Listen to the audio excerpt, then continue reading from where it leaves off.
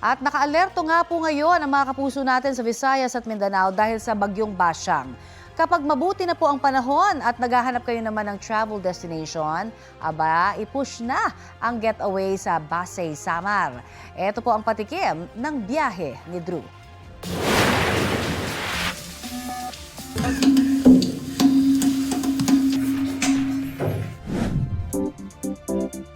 May pamosong kasabihan, basta waray, hindi uurong sa away. Eh di, titestingin natin yan.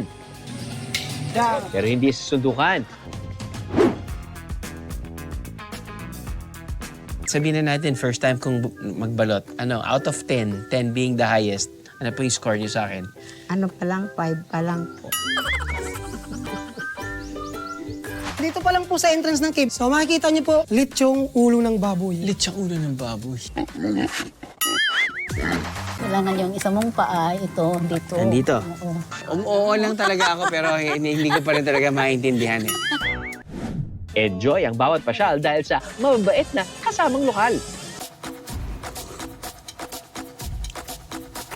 Uy, kakaiba nga to, no?